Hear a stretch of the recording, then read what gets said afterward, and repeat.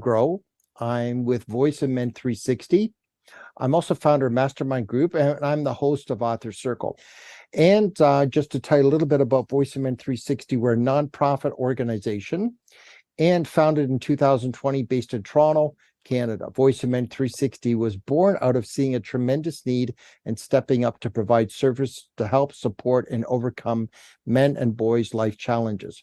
We're part of International Men's Day. International Men's Day has been serving for over 21 years, and so far 90 countries around the world joined together and doing various activities regularly. International Men's Day follows 6 pillars, which is the overall well-being of boys and men. We follow in the same footsteps. Author Circle wants to recognize, appreciate the individuals who have been contributing in the area of boys and men's issues through their writings. Participants around the world will be joining and sharing their contributions and experiences. This show runs the third Saturday of every month from 11 a.m. to 12 p.m. Eastern Standard Time. So before I introduce our special guest for today, I'd like to go through our disclaimer. We'd like to remind you the Voice of Men 360's mission is always to deliver with good faith toward peaceful harmony. The views and opinions expressed in today's episode are those of our speaker and do not represent Voice of Men 360. Our organization engages in discussion forums to offer inspirations, create awareness to the issues of men who wish to overcome their life challenges. We are not providing medical or therapeutic advice. Should you require that type of assistance, we recommend you contact a medical professional immediately. If you have questions or concerns about today's episode or any Voice of Men 360 content, please email us info@voiceofmen360.org. Today's guest is Roy Cleeves. I've known Roy for probably over 20 years, so this is a special treat for me because he's one of my cherished friends. And what I appreciate about Roy is when I'm with him, I can be myself. There's other people you may know in your life, you have to be on guard what you say, what you do, how you act, because they may say, don't act so stupid, don't act like that, don't say that. If you've ever heard that from your mother, father, brother, sister, aunt, uncle, grandparents, then you know what I'm talking about. But I never get that with Roy. I can be myself, and he can act himself. So we have an enjoyable time. Roy's an extremely successful real estate broker, manager, investor from Kitchener-Waterloo area, Keller Williams. He also manages office in Niagara Falls and Burlington, and he's well respected and liked in this community, being in business now for many years and has accumulated, I know, over 20 properties investment. He has a great family, a son named Skylar that handles a property management team, and a son named after a huge rock star, Jagger. I don't know how we could have picked a name like that, but that's an awesome name. Both great sons. I've met them. He had a beautiful wife for many years. She passed away. What was that, about a year ago, approximately? Yeah, 2 years And now. God's blessed him with a beautiful lady now, Irene, great lady, and he's very happy. There's sparkle in his eyes. So it's great things are happening. So rather than me reading from a bio, I'm talking by my own experience because I know this man and I'm glad that God created him. So we've got a great man here. We're going to be hearing some stories and we're going to be discussing his book. It's called The Accidental Real Estate Millionaire. So there's some great things in there. The interesting part, it's not that long. It's only 100 pages. Actually, someone could read this in less than a day, but it's powerfully packed with an amazing amount of wisdom, a lot of great ideas that can help someone. And most commonly from my experience, I've learned that people worry about usually 2 things: relationships and finances. And Roy does an outstanding job of handling both in this book. So the first half an hour of our program, we're going to be talking about the problems that are discussed or that he's overcome. And then the second half, we'll talk about the solutions. So someone that has had challenges in their life as a man or even a woman may ask or say to themselves, real estate millionaire, I've tried that, done that, it doesn't work for me. Or they may have had a situation where they were told, like I was told as a boy, Joey, clean up your plate of your food. There's people in the world starving. And then other people might have heard, oh, rich people, they're crooks. They're greedy, selfish people. Don't trust them.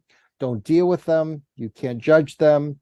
And it's not good to have money. Even the Bible says the love of money is the root of all evil.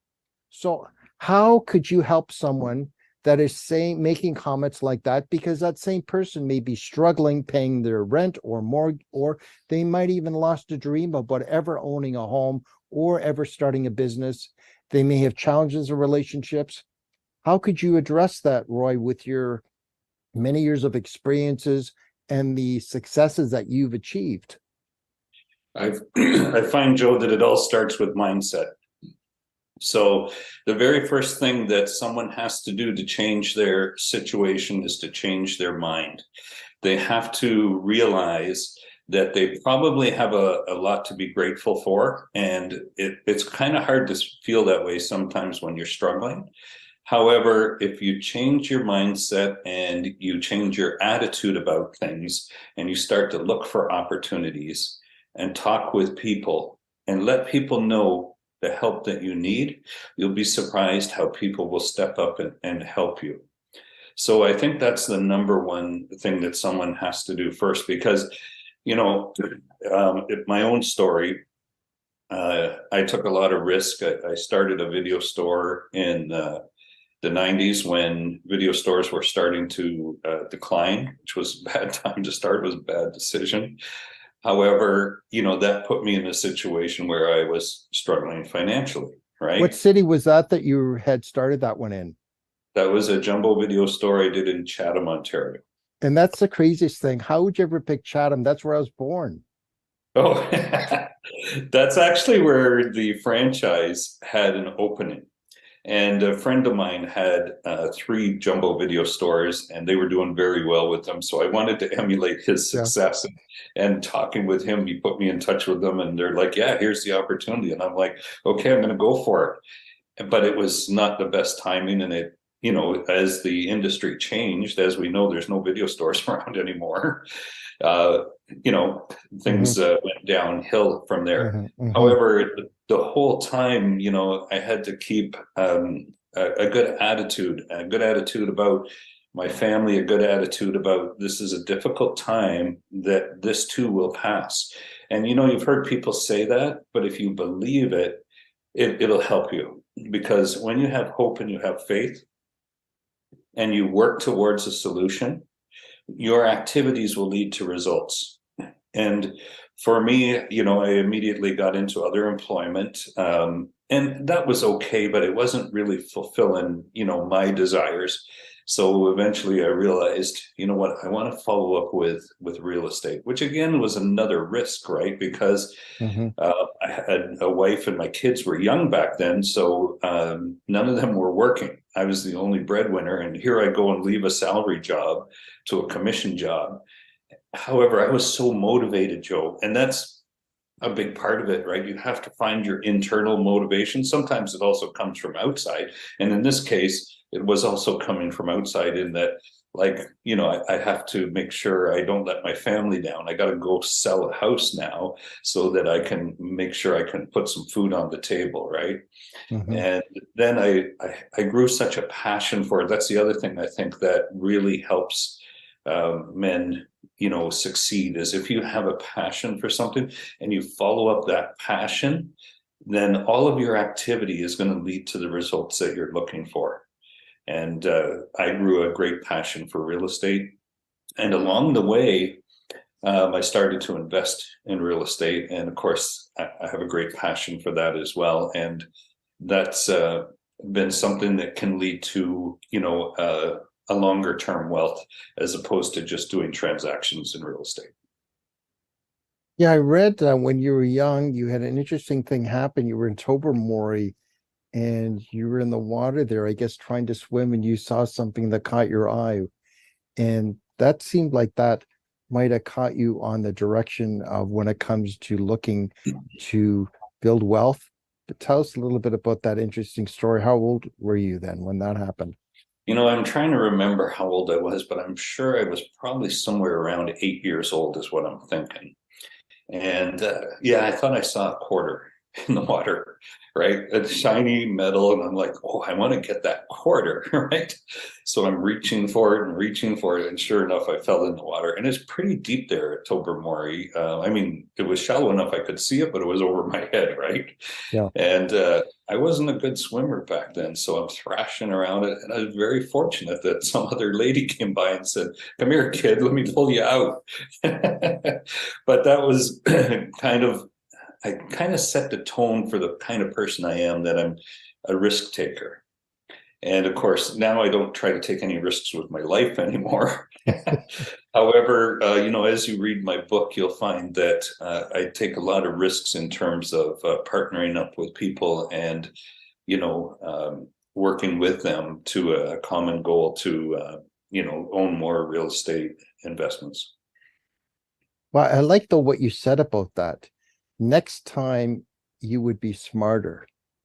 So you Well, didn't point someone else, say it's all their fault. You took responsibility and then you focused on what you could do to be smarter and resilient and resourceful down the road. Even though we're young, some people, what's he know at 8 years old? But I like the attitude. You said mindset, because someone that is struggling in life may go, what is he talking about? Mindset? What's wrong with my mind? Because they don't really grasp what you're talking about in terms of being optimistic and looking for good results rather than because they're used to failing so often. So that's another situation. In our second half, we'll talk about that because you give some great ideas how to have a different optimistic, positive attitude, right? yeah, You had some other interesting things happen, like a motorcycle accident. And I know yes. you had some other things because people may look at you and Roy's had it smooth all his life. He's never had problems. He's never had challenges, heartaches, or different things happen. And so the key is going, well, when you did have some challenges, how did you bounce back? How did you become resilient through that? That's, I think, would be an inspiring story to hear, just like a Rocky with the boxing gloves. How did you overcome that? Well, I think, I had a number of near-death experiences, and I think that set my mind in a new avenue. And what I mean by that is I started to come from a point of gratitude. So I was happy to be alive still after, that motorcycle accident because I broke my leg and ankle. I literally flew through the air and landed on the pavement. And, Mm-hmm. that could be devastating if I hit the curb in any particular way. Maybe that would have killed me, right? Yeah. So I come from this point of gratitude, and I started to really feel that, life's kind of short, and I really want to take the time to be happy and enjoy this life because I've had all these near-death experiences. And actually, when I started doing that, I seemed to have less near-death experiences after that. Well, actually, I've been to so many seminars and you have, and some people spend thousands, multiple thousands of dollars for a coach to tell them, start being grateful. And you're Yes. actually telling people here to be grateful, and you're not asking for 5, 10, 20,000 for giving that advice. So it's actually very effective, isn't it? Being thankful rather than complaining about what you don't have, being grateful for what you have. And it almost seems magical that you end up getting more. That's true. And the thing is, when you're in a state of gratitude, you cannot really be in a state of depression. You cannot be in a state of anger. Some of these negative states are not possible when you're in a state of gratitude.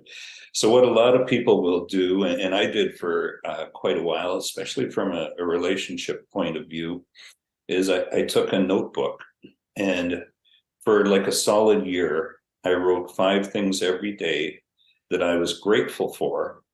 And then that transitioned into a point where I was writing 5 things a day I was grateful for my wife, Nikki, for. And it could be little things. It doesn't have to be a huge thing. It could be a little thing, the way she smiled at me this morning. It could be, she washed the dishes. So maybe that's one that's even, more grateful, but it doesn't have to be any big thing. But when you put your mind in that, that really helps with your relationship. and it really helps with your day and your business, right? And when you think of things this way, like, dealing with the public as I do as a real estate broker, um, it's an exciting time for people when they're buying a house, and it can be a challenging and still yet exciting time when they're selling a house. And they want to deal with someone that has a positive energy, right? And is going to bring them up and help them have fun during this process and get them the results they're looking for. So, you have to do both. But the last thing they want is someone who's a little negative or a little offsetting, because then they're like, oh, I'm not really clicking with this person. And they'll be like, yeah, that's not what I want to do. Because the whole real estate transaction is a personal services thing that we're doing. And that's why many people wanted to work with me, because I came from that positive point of view. That's very good. And a lot of the struggles that men have and issues are with relationships. So rather than complaining about the person you thought was perfect, now they're not, you're finding ways to look introspectively at what is good about that person and thankful for those qualities rather than constantly complaining. Because you did make a point as well in my notes that I look at. I got 15 pages of notes, so I have to look. I'm not going to read them all. We don't have time. But you said that you and Nikki agreed never to ever joke about breaking up and never disrespect each other. Yes. That's quite an amazing thing to agree upon, because just to use the word breakup or divorce could be, with your agreement, a dirty word. So it's amazing that you actually did that you actually agreed on doing that. That's probably a big contributing factor to why you stayed together so long. But what I'd like to ask as well, you met her at Zeller's, which doesn't exist anymore, correct? Yes, correct. Now, I know several guys that are single that are too shy to approach a woman that they're attracted to. How did you ever approach her at Zeller's to at least ask her out? If you were talking to a young single guy and he says, I want to find a woman, but I'm too scared, I'm too shy, how did you get the courage? What did you say? How did you approach her? Well, she was actually working in the department next to me, and she had a name tag with her name, and her true name is Nicola. Yeah. Nicola, and I was like, I don't even know how to say that. So I went up to her and I said, how do you say that name? Is it Nicola? Is it Nicola? And she's like, there's no cola. It's Nicola. But she said, please just call me Nikki, right? Yeah. And then really, it was a social setting where I went out with a whole bunch of people from the Zeller store. We used to go downtown Guelph to what was called the King Eddie Hotel, and they had dancing at the bar there. And so I went there with a whole bunch, including guys and girls. And what happened is she was there with her friends, and I just ended up dancing with her and then going and staying at her table. And then we kind of grew together from there. Oh, that's awesome. What I wanted to ask, if we talk a little bit about the book, is how did you get the idea to write this book, or who motivated you to put this book together? How did that happen? Instead of staying content with a private life, you're doing great. And what made you decide to become a millionaire and invest in real estate rather than just having a job, whether it's the video store at the college, and saying, let's just have an average life, pay our bills, and let the rest of the world leave us alone? Because some people live lives like that. They don't want to be in the public. They don't want to be too exposed to too much things. I've heard it called living under the radar. So why did you choose to live above the radar and have much bigger goals? But I know you very well, and I respect that you're very humble. You could actually have a chauffeur drive you around and own a fleet of Rolls Royce or Ferraris or Lamborghinis and own a mansion. I know you could, but you chose not to. So it's amazing, because I know people that probably aren't as wealthy as you, and they own a much bigger house and own several cars. Help us understand that. So I think to answer that last part, it really comes from your upbringing, right?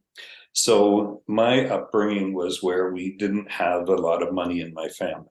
So we were taught from day one that you had to get value. So it wasn't that you had to get the cheapest thing, but that you had to get value. So maybe the cheapest thing wasn't the best deal because it might break, but maybe the mid-range might be, a better thing to buy. Mhm. But we stayed away from the high end because we just didn't have the money for it. But having that instilled in me from years and years, and of course my parents had it instilled in them for years and years, and leading the life that we did in Guelph with the limited funds my parents had, taught me to get value. So whenever I'm looking at something, I'm thinking about the value. And it's harder to get out of that mindset once you become successful and you have extra money and you say, okay, now I could do this. Like one of the toughest things for me was to buy a $400 pair of sunglasses. And I still have them and I enjoy them. However, the pain, I always found there was the pain at the point of purchase. Like, I can't believe I'm spending this much money on these sunglasses. But then when I wear them, I enjoy them and I feel the quality of them. Then I'm like, okay, I did get value. I'm enjoying these and they're lasting a long, long time, right? So again, it's about kind of where your mindset is, because that was what's drilled into me, as a kid. So that's where the humbleness comes from. To answer where the idea to write the book came from, my business partners, in particular, Michelle Cardy, who's in my Burlington office, she had, bugged me for years to write the book. And I wanted to stay humble, because as soon as I write something about, my life, then it's kind of out there publicly. And I just kind of wanted to stay quiet. I wanted to live a big life, meaning, Nikki and I traveled all over the place, enjoyed a very good lifestyle, and, put money away with investments and what have you for the future. However, I didn't want everyone to know. So I lived on the same street for 20 years in the same house, even though we could have, a house built in 1965 with only a single car garage, right? I could have moved at any time, but we said, no, we're very comfortable here. Let's just stay with this and we'll put the extra money we have into the investments instead. So that's the way we kind of decided to do things. So my partner, Michelle, said, but Roy, you got to get your story out there, because you have a good story. And I think your clients and, our future clients should know your story. And so she also introduced me to a gentleman named Gordon So, who helps put, books together. And I met with Gordon and Michelle, and I decided, you know what, I agree. It's finally time. And then I started to write the book. Well, that's awesome, because it's definitely an inspiring story to help other men realize that there's an opportunity if they just believe in themselves and don't give up. Yeah. And to dream bigger and to focus on what can I do to make a difference in the world. And you do some things as well that you help the community, don't you? Oh, yes. In fact, we're doing a client appreciation event in a week from now, and it's a skating event. And of course, part of that is that we're asking all of our clients to bring food for the food bank, right? And every year, my Keller Williams office, along with my team, we support either the food bank or another charity. Sometimes they're related to homelessness, that kind of thing, because we try to stay kind of in our industry whenever possible, right? Mm-hmm. So, and of course, I support a number of charities myself personally that I appreciate. Well, it's good to give back, and I admire your selflessness and focus on compassion, because you have Can I talk about giving back for a second, Joe? I wanted to mention, earlier, one of the things you mentioned is the way people talk about money. If you make too much, that, it's the root of all evil, and those kind of false myths about money, right? And just one of the stories that's in the book is when I really started to become successful in real estate and doing a great number of deals, and money starting to come in. My father, who had always worked a 9-to-5 job and led a much quieter life and was not a risk taker like me. We just have different DNA in our heads that way. He had said to me, Roy, what are you going to do with all this money you're making? Because I was very proud to tell him how well I was doing, right? And I said to him, Dad, one of the things I can do with this is, first, I can always look after my family, and that includes you and Mom if needed. And Secondly, I'll be able to give back. And then he said, I get it. Right. So Or you that's respect that you're willing and able to help the rest of the world rather than walk by when someone has a need. So, because it's called CC Realty, is it not? yeah. So Yeah. tell the audience, what does that stand for? So originally it stood for Call Cleeves, which is me, because my ego was kind of Yeah, strong, right? yeah, yes. And but when I realized that really I wanted to be more about giving back, I changed it to CC to be short for compassion and commitment, right? Yeah. Because we have a compassion to look after our clients and our community, and we have a commitment to do a great job doing that. So that's what it stands for: compassion and commitment. And And we compassion and is we quite a and deep we word. and we put that in all things. So we actually, one of the whenever we have our team meeting, we, part of our chant is that we do compassion and commitment in all things. What we'd like to talk about in our second half of our conversation is what Roy offers when it comes to some good solutions, when it comes to the amazing relationships he's had with several people for decades. How did that happen? And a couple things he talks about in his notes here that I've written down. Growing up lucky, he seems to call it an accident that he has these friendships or relationships and this money flowing in like Niagara Falls. Now, by the way, if you ever go with Roy somewhere, you got to make sure you stop at Burger King and get some onion rings and matzo sticks. Favorite comfort food, right? Yes, that's the most important. You got to take care of that. So, kidding aside, I found it astounding that you have relationships with several people that have lasted a long, long, long time. And not everybody can boast that. So help us to understand, because a lot of men's issues are with relationships, whether it's their mom, dad, friends, neighbors, girlfriend, or spouse. How do you have a long lasting relationship without throwing dishes at each other or yelling names at each other? Yeah. Because you obviously have some wisdom. If it weren't for Nikki passing, you'd still be around, but now you met a fantastic lady, Irene, but you had that great agreement that you'll never talk about breaking up, but help us to understand. And you talk very kindly about your sons. Help us to understand how that happens. And then let's talk about the wealth part as well. I think it's all about having the future focus and taking a moment to think before responding.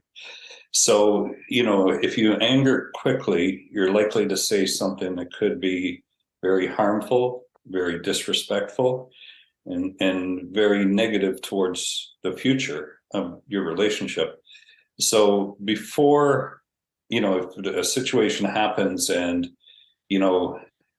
I'm very unhappy with it, before I respond, I take some time to think how I respond to this is going to affect this relationship, right?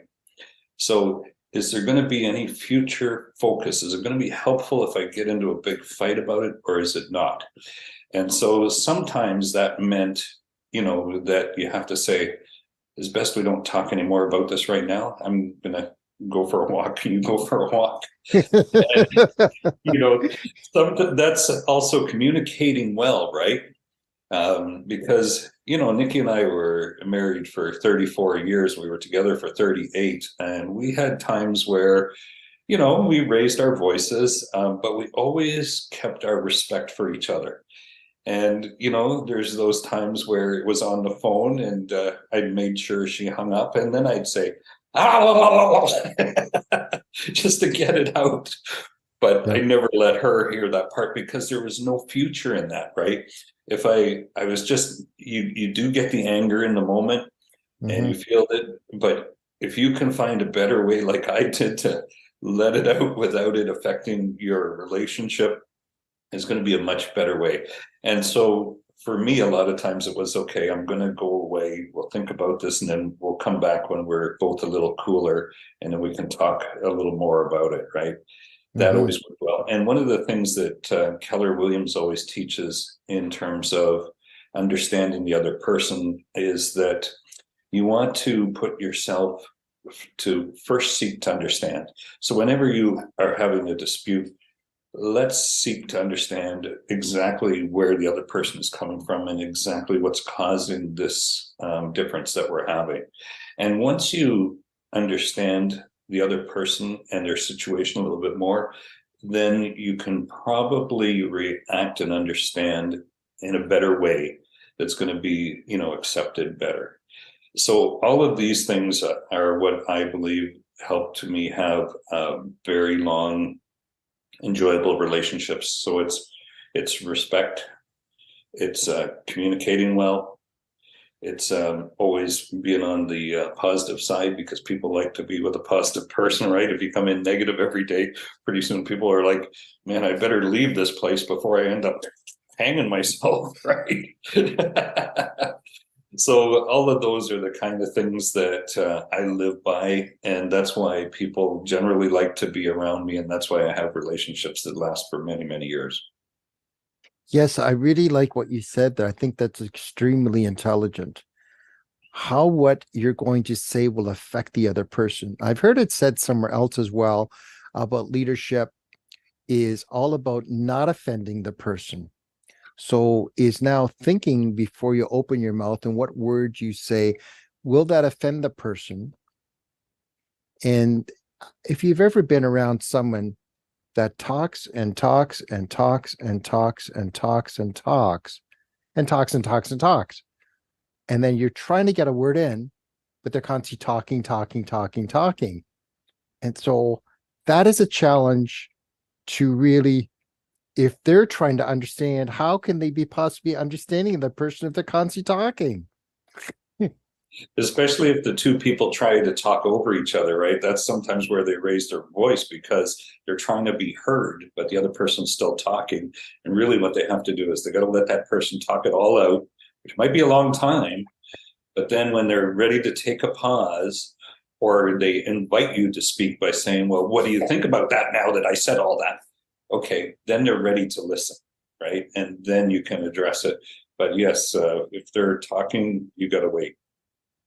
The reason I'm bringing this up, especially leading to real estate, is I'm not sure the exact number of real estate agents or brokers in Kitchener when it comes to residential, commercial. You would know that. But I heard in Toronto, it's something like 70,000. And Yes, that's more than the size of a town. What yes. differentiates a town between a city? I think a town is 10,000 and the city is how many? That I don't know. I'd have to ask Uncle Google for those stats. But But we're looking definitely, a at a city's city. always Yeah. much bigger, right? Yeah. Cities much bigger. So the looking at if someone says, oh, I want to be wealthy and successful at Roy, I want to get in real estate, and their personality is such, they do a lot of talking, not a lot of listening, and they're offending people. From what I've learned in the business world, they're going to have a challenge because I've learned doing business and my own business experience that has more to do with how people feel when they're around you. Because there's so many real estate agents in this particular area. How many are there in Kitchener? Oh, there's over 2,000. Two. That's still a big number. It's still So, a lot. Yeah. yeah, And as you said, people, and this is what we, teach in my team, people will remember the way you make them feel. They might not remember exactly what you did or how you did something, but they will remember how you made them feel. And if you made them feel great, they're going to come back to you and they're going to refer their friends and family. And a good 75% of our business is all repeat and referrals. yeah, and that's important. If people are trying to prove how right they are and the other person's wrong, they're not going to want to come back. Oh, yeah. So if we're putting the person up high rather than ourselves up high, then they're going to feel special. Yeah, a lot of like most everyone wants to be right and look good, right? However, sometimes if you let that be the most important thing when you're, working with your client, you might win the argument, but you're going to lose the client, right? Yeah. Yeah. And that's not good for you. It's not good for your business. So you have to check those things and put them aside, because you got to remember they want to be right. and they want to look good, right? And so sometimes you have to help them adjust their thinking, right? And many times we'll get an offer, especially with the changing market now, where maybe it's not exactly what the seller wants, right? It's a little bit lower than they want. And they can easily get stuck on a number. And it even happened to me when I was buying my house in Kitchener many years ago, before I was a real estate agent. I paid $181,500, and I only wanted to pay $180,000. And I was so annoyed that I had to pay that extra $1,500. And my real estate agent, who became my real estate broker once I got my license, he said to me after I joined him in the business, about 6 months later, and of course the house had appreciated in value and now it was worth 200,000. He says to me, "Are you still annoyed about that 1,500?" I said, "No, I've let it go." Right. But even at the time, I had to kind of say, why am I stuck on this round number? It doesn't have to be a round number. It's going to be okay. So just let it go. And really, in your own mind, you decide what's going to annoy you and what's not. And once you decide, that's not that important. That $1,500 is not that important anymore. Just let it go. Then you can be happy. And this can relate to any kind of business. Even if someone chooses to buy a car and the car salesperson is arguing with the client coming in to buy a car, because it happened to me. Why are you looking to buy that? It was many years ago. Because I knew my managers had beautiful New Yorkers, Chrysler New Yorker, and I wanted to get one. Why are you looking at that for? Why don't you go get that Camaro? And that really ticked me off. And I left. So he lost a postal customer. And what are you looking at red for? Why don't you get a black car? And I'm going, what are you talking about? I'm the client here. What are you arguing with me for? Right? They didn't get it. Yeah, and if they took the time to understand you, right, and you said, well, I want red for these reasons, and then maybe they said, well, here's why black might be better, and gently shifted your mind into black would be okay, you'd still be there and getting the black one, right? But when they just go, oh, you should get a black one, well, there's no help there, right? There's no basis. Have you ever had any experience with buying cars or selling? Oh yeah. Yeah. Yeah, I was in the car business for many years, and actually that's where I learned to negotiate, right? Because everyone would come in and make an offer. And that's a lot where I learned about helping people adjust their thinking, right? Because someone would come in and they'd say, well, here's my budget. And so I want to get that brand new car and I want to get it for this budget. But the budget wouldn't work. It'd be below the cost. Well, we cannot sell you the car for that. So rather than, having a big battle with the client, I would talk with them and say, for your budget, here's what we can do, right? We can sell you this used car that is below your budget. We can sell you this demo that maybe matches your budget. However, if you want a brand new car, here's the deal that we need. And I know it's a bit above your budget, but any one of these options would work for you. Which one would be best? Right?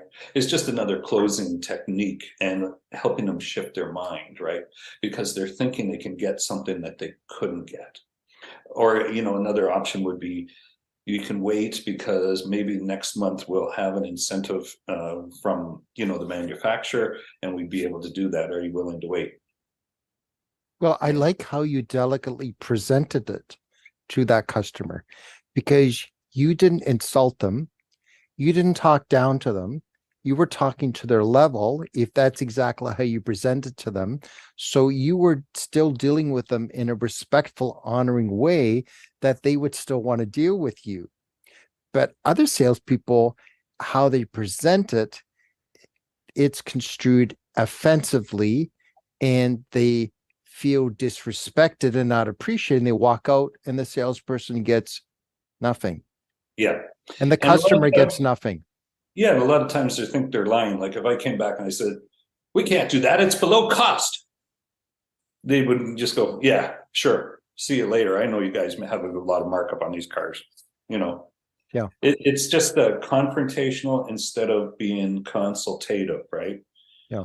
So, and sometimes we have to put aside our own feelings for what the client wants and what works for them. I remember when I was selling this one house, we went in, it was so dirty. And I was like, this person put this for sale and they haven't even like vacuumed the carpet. It looks so brutal.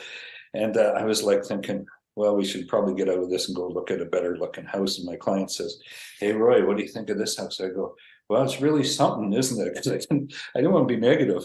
And he goes, yeah, I think it's the one. And I was like, oh.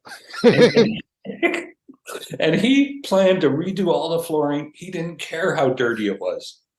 And I was almost letting my own opinions get in the way of the client's opinions. And I was very careful, and I was glad that I answered that way instead of going, yeah, this place is really dirty. Let's get out of here and go look for a better looking house, Yeah. No, I like how you answer that. It's something else, isn't it? Yeah.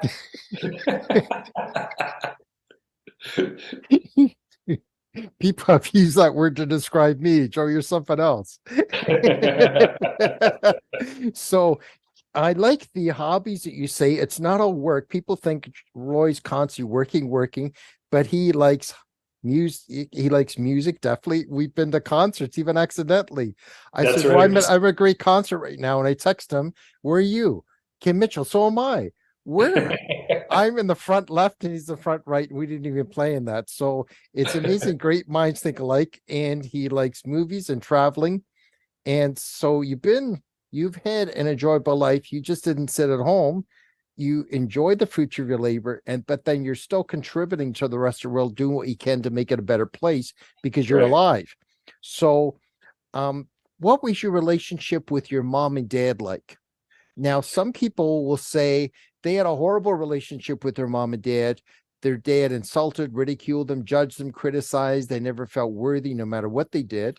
But that is something we spoke that you can't relate to. Can That's you? correct.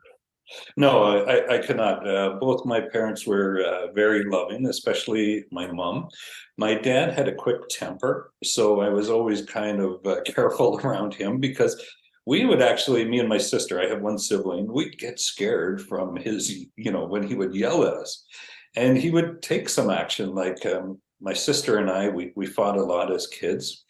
And, he would always yell at us and we'd kind of stop fighting. And he would yell, one of these days, I'm going to bang your heads together. Well, one day he grabbed each of us under the arm, banged our heads together.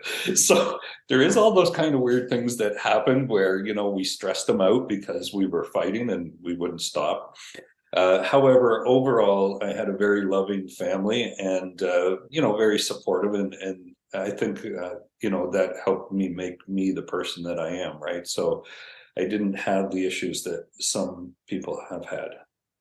So that makes it easier when it comes to a relationship with a spouse, with your wife, Nikki, and that came easier with establishing relationships with friends and clients, and especially a role model with your sons.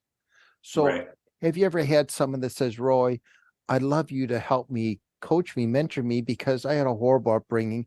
You say have a better mindset, but I don't even understand what that means. Well, how am I supposed to think? What am I supposed to say? How am I supposed to treat people? This is how I was treated, with a lot of anger and abuse. I'd like you to inspire me with a role model of how you were treated. Have you ever helped somebody along that way, or would you be willing to? Because there's going to be a lot of people seeing this interview and they're going to go, wow, I wish I had someone like that to look up to, but you're not that high. So I don't think I look up to you. How tall are you? 5'7". Yes. So maybe they're hoping you'd be 6'5", but you know what I mean? Look up to in terms of a role model is that you could guide them. Yeah. So I haven't been in that position. I think I would refer those people to someone who specializes in that. And the one that comes to mind for me is Tony Robbins. I really like Tony Robbins, and they can even watch him on Netflix. Tony Robbins, it's called I'm Not Your Guru. Yes. And it's a really good show where, one of the ladies there talks about the terrible relationship she had with her father.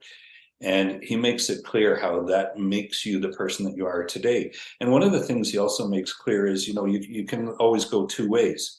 you can say, and he tells a story, or maybe it was someone else, somewhere else I heard the story, but if you had a terrible father who abused you and was maybe an alcoholic or whatever and treated you terribly, well, there was two brothers where had that. One became so successful because he's like, I want to make sure I never end up like my father. And then the other one ended up like his father, and he said, it's because of my father I'm like this.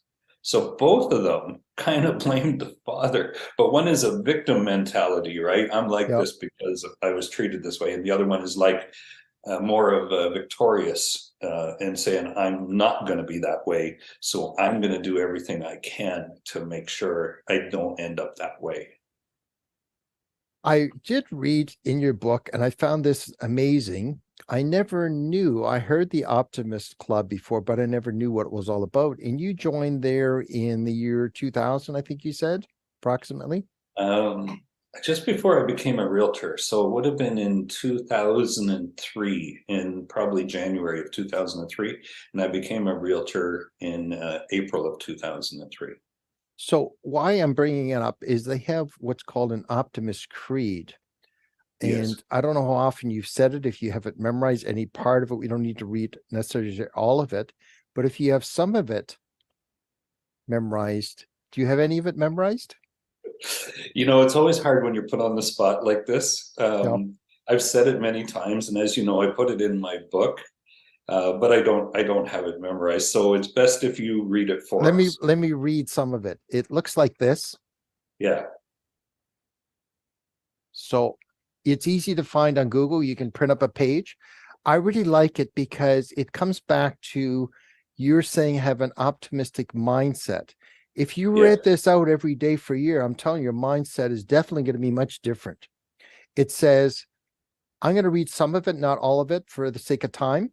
It says, the Optimist Creed, promise yourself to be so strong that nothing can disturb your peace of mind, to talk health, happiness, and a prosperity to every person you meet, to make all your friends feel that there's something worthwhile in them. I really like this a lot. yeah, When I read that the first time, I felt emotional, thinking, if you're focusing on every friend you know, on how great they are, not how great you are, what a difference your meeting will be, whether it's at a coffee shop, restaurant, or work person. To look at the sunny side of everything and make your optimism come true, to think only of the best, to work only for the best, and expect only the best, to be just as enthusiastic about the success as others as you are about your own. This is mhm, hard for a lot of people because yeah, someone may have beat them in a contest, sales contest, selling more houses or more cars, or got a yeah, promotion at work to office manager or sales manager, and the other person thinking, oh man, I really wanted that position. I deserve it more than they did, and they got it.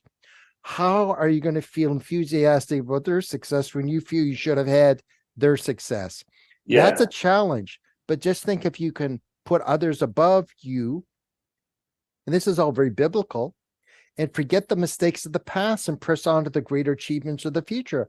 A lot of us think, I wish I could have, would have, should have. And Tony oh yeah, Robbins says we're shooting all over ourselves. yeah, yeah, that's right. And you can't live in the past. You have to, there's only today, and then there's, the future. So those are the ones you have to work on, right? And you have to forgive yourself. And I feel I've made a lot of mistakes.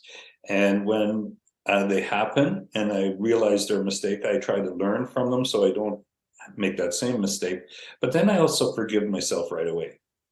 And I feel that's very important. Some people don't do that. They harbor on it. Oh, I shouldn't have done that. And they just wallow in it and it becomes their story, right?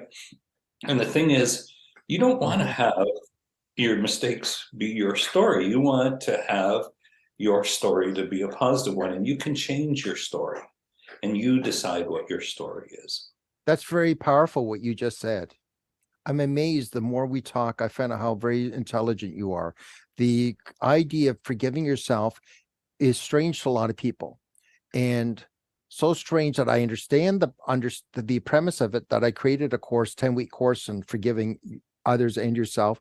But Yeah. can you simplify, how do you forgive yourself when you messed up here, messed up there? whatever Yeah. the reason might be. Here's what I say to myself. I say, Roy, you made the best decision with the information you had at that point in time. And if it didn't turn out the way you anticipated, okay, then you're going to learn from it. And then let's go forward. And sometimes it's best not to talk about it again if you know it's going to bother you, right? And for me, it can be something like, a real estate deal I should have closed on and I backed out, and I wish I'd closed on it, Mhm. that kind of thing. Or it Yeah. might be something even bigger than that. But you just have to say, okay, let's not dwell on that. Let's not talk about it anymore. Let's just be grateful for all the great properties I do own Mhm. and the great steps that I did take along the way now, right? So I noticed through and through the book that you live up to that optimist creed by talking about other people. A lot of people may think just looking at the cover, Roy's going to be talking about himself the whole time through, but actually you don't. You're mostly talking about other people, how they've contributed to success, how they've made things possible, and you're acknowledging them, recognizing them, promoting them. So you're actually doing the opposite of what most people would think the book would be about. It's written by you, but it actually, if it weren't for all these people, where would Roy be? So Exactly. there's a long list from Michelle Carty to Scott Harris to Benjamin May to Thomas Wong to Gordon So to Nikki to your sons to Ken Kelly to Roy Singh. You have a long list of people that have made amazing things happen together with you in the middle or on the top or below, whatever Yeah. way you want to look at it. Yeah. Help us understand a little bit about that achieving massive success doesn't happen by being a lonely guy there and just under the radar. It takes being a little courageous and a risk taker. And perhaps I'm sure there must be some scary moments wondering, what are you doing? Always. I think we always achieve more together. I always believe it's best to surround yourself with people that can help lift you up, right? Yeah. And there's a famous saying that the people you surround yourself with, that your top 5 people are the people that you're going to assimilate to be like. Meaning, if they're all people that are drug addicts, you're going to become a drug addict, right? If they're all people that are successful business people, well, they're going to help bring you up to be a successful business person. So I've appreciated all of these people, and still do, that have helped me along the way.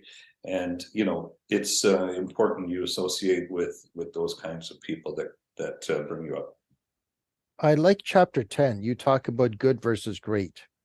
Did you read the book by I think his name's, I don't know if it's Tom Collins or what his first name was. Collins. He wrote a book called Good to Great. Did you I read read that book? I Yeah. did read it a while ago now, and Yeah. yeah, it's an amazing book. Yes. So it's basically that book talks about good is the enemy of great. But I Mhm. like what you talked about in chapter 10. Do you remember what you put there about what is a great real estate agent compared to a good one? What's the difference? I actually don't recall, Joe. You'll have to It's help good. me It's sure a along. good thing I took notes on your book. Okay, a great agent is speedy service, high level of commitment. Once a client would get to know him, they got to like him, they would trust him. I'm talking about Roy Cleeves, and then work with Yes, him. that And was a formula that actually my first broker, taught me, and he said, first they have to get to know you, because once they get to know you, they will get to like you. Once they get to like you, they're going to trust you, and once they trust you, they will do business with you. So that was like, oh, this is what I have to do. So that's part of the formula. and you put always under pressure and over deliver Right. And when people under promise and over deliver, not under pressure. But we're always. often under pressure, but under promise and over deliver. Actually, I don't know why I said pressure because I had it written correctly. Yeah, So that's okay. I'm thinking of the song by Queen and David Bowie. Yeah, And when people present you with opportunities, take them. Say yes more often than no. yeah, So that reminds me what a pastor at my church says: if someone presents an opportunity, you don't know what to do, say yes, and then figure out how to do it later. yeah. Yes. So I like that a lot, and thinking outside the box. So there's many interesting stories to go in massive detail in the book. We need a full day seminar here or another webinar, but I think we've covered a lot. The ultimate thing is to get a copy of Roy's book here and read it yourself. And this book is worth reading 5, 6 times, because then you get a better understanding, or even contact Roy, because Roy is sincerely a great guy. And he got influenced by actually another Roy, Roy Singh, and he actually talked Roy into get a mortgage license as well, didn't he? So Yes, he that did. way you'd be multitasking. Some people say you shouldn't be multitasking, but you seem to be multitasking whenever I'm with you. You're on the phone a lot as well. You're pretty popular, and you're constantly doing many projects, not just one. And That's true. what's going on with Ken Kelly? He helped you with training, and then you got Benjamin all the way in Nova Scotia. So you've Right. got projects all over the place, contrary to what people say. Just do one thing at a time. Even Keller Williams has a book, doesn't it say one thing at a time? Yeah, and truly, you know, you are focusing on one thing at a time, but it doesn't mean you can't have multiple streams of income, especially if you have good people to help you with it. So, you know, we talk about my teams, my real estate team, right? Mila Kolovich has been with me for 13, 14 years now. She does an excellent job of working with my team. Michelle Carty has been with me for 6 years now, I think. She does an excellent job in Burlington, right? Benjamin May and I have been together probably 8 years. It's always hard to remember, the years go by, right? Oh, no So, kidding. you know, and then Thomas Wong and I have been together for probably 15 years working on projects. So when you surround yourself with these good people that can do, you know, a lot of the heavy lifting for you, it makes it easy to have more than one thing going at a time. And that's how I'm able to do more than one. And I enjoy that, because it you know, helps keep me busy and into things that I think are making a difference. So just to give you an idea, right now, Thomas Wong and I are working on 3D printing a house in Melbourne, Florida. So we're working with a company called Apis Core, and they have the technology to 3D print a house. And our whole idea with that is that we're going to print this one, and you know, it'll be our proof of concept of how low the cost can be to create a 1,600 square foot home with printed walls from a 3D cement printer, because it can be built much faster Mhm. and much lower cost. And as we all know, we need more affordable housing. So if we can help builders see that this is a good opportunity to lower the cost for people to get into homes, that's a great way for us to give back.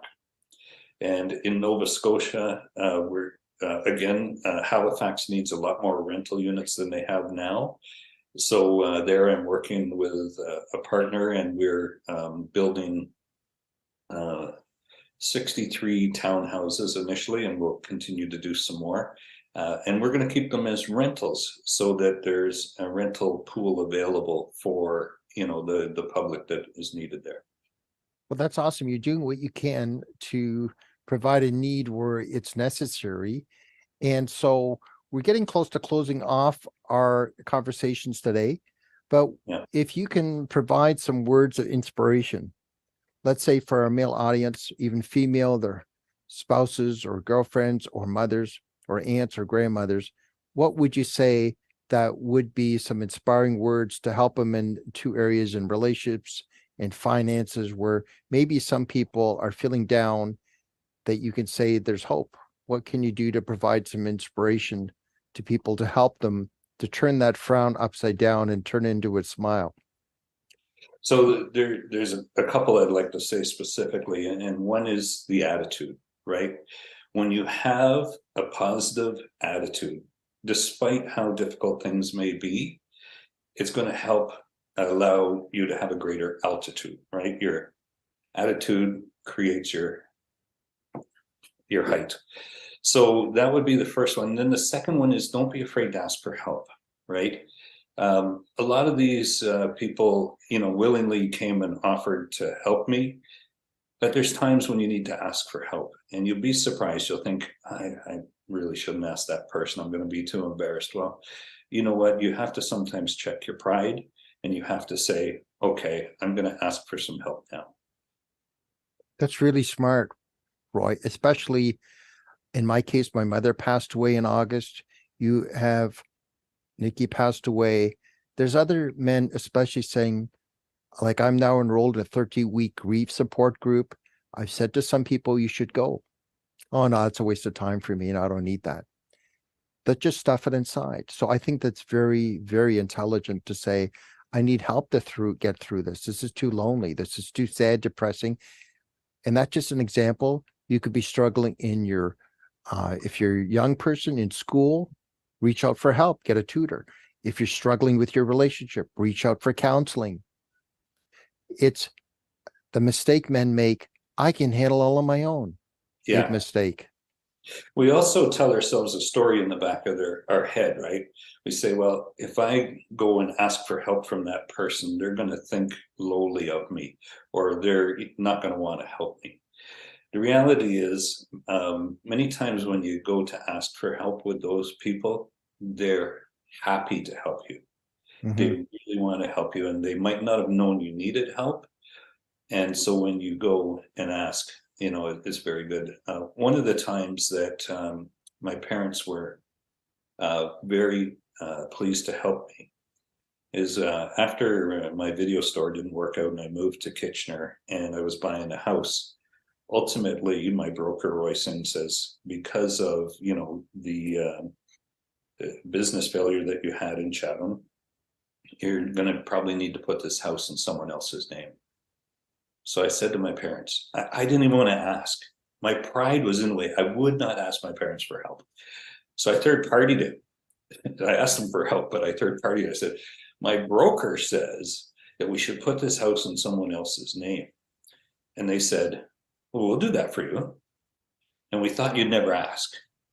And when my dad passed away from cancer in 2005, and I was having a chat with my mom afterwards, she told me one of the happiest days of their lives was when they were able to help me in that situation with the housing. And here I was thinking, I'm so embarrassed. I don't want to ask them. I'm feeling like a failure. And yet it was one of their proudest, happiest times. That tells you, don't tell yourself the story, the negative story. Do what you have to do. I admire that. And I had a discussion with a woman the other day. She said, strong men don't cry. I told her, no, weak men don't cry. She says, no, strong men don't cry. And I said, no, weak. I said to myself, stop arguing. She's set in her mind. I really enjoy thoroughly this time with Roy. I'm so grateful that we're friends. And what a world it would be if every man was like Roy Cleeves. I'm glad that God made you. And I thoroughly hope you have a wonderful day in Florida. And if someone wants to contact you, how can they contact you? Easiest way is by email, roycleeves@gmail.com. And Roy Cleeves is ROYCLEEVES. Also, if they can get the book, from Amazon if they want a hard copy. If they'd like to just have a PDF copy to read, they are welcome to send me an email, and I'll email them a PDF copy that they could download and read for free. And if you want to get an autograph, well, that's another story. You're going to need to meet Roy in person because I have mine autographed. And in a few years, it's going to be worth almost as much as Roy's net worth. It'll be pretty valuable. So you never know. Thank you, everyone, for joining. And make sure you get involved in Voice of Men 360 groups. We're having an exciting time. Thank you again, Roy, today. It was thoroughly enjoyable. God bless you today. God bless you too, Joe. Take care. Bye now. Thank you.